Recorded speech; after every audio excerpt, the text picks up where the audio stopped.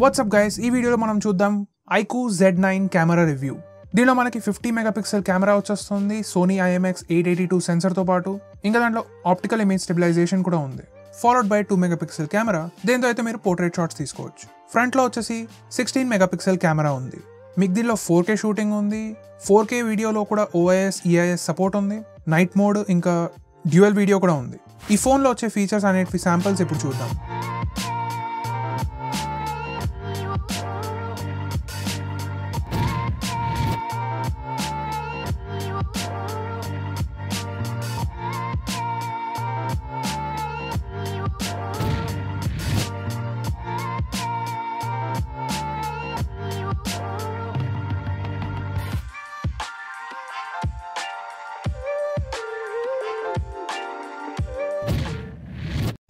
So friends, ఇది వచ్చేసి front camera sample footage. నేను దీన్ని 1080p రెజల్యూషన్ అట్ 30 fps చేస్తున్నాను.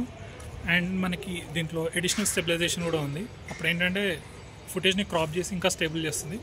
ఆ శాంపుల్ ఫుటేజ్ తర్వాత చూపిస్తాను. అలాగే బ్యాక్గ్రౌండ్ బ్లర్తో కూడా రికార్డ్ చేయవచ్చు. సో అది కూడా మీకు తర్వాత శాంపుల్ చూపిస్తాను.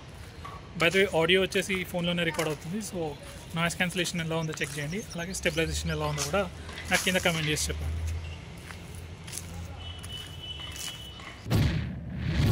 సో ఫ్రెండ్స్, స్టెబిలైజేషన్ ఆన్ చేశాక ఎలా కనిపిస్తుంది ఫుటేజ్?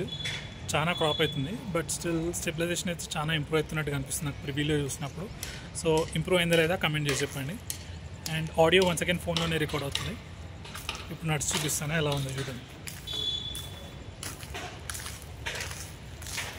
దీనిలో వాయిస్ ఎన్హాన్స్మెంట్ ఫీచర్ కూడా ఉంది. ఇప్పుడు ఎనేబుల్ చేస్తున్నాం.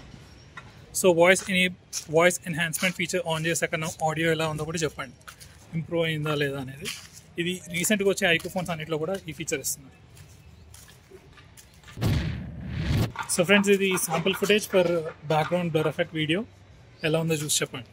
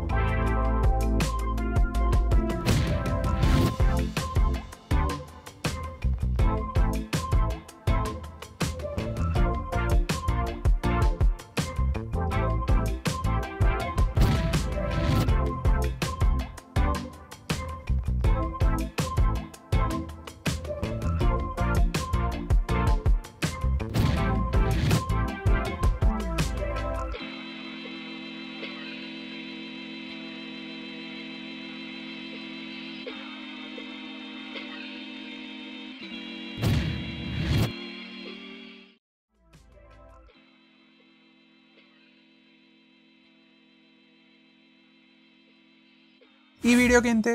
ఒక లైక్ కొట్టేసుకోండి, సబ్స్క్రైబ్ చేయండి అండ్ కమెంట్స్లో చెప్పండి మీకేమనిపిస్తుంది ఈ ఫోన్ గురించి. నేను అన్నోన్ గ్రీడీ టెక్ నుంచి మళ్ళీ నెక్స్ట్ వీడియోలో కలుద్దాం.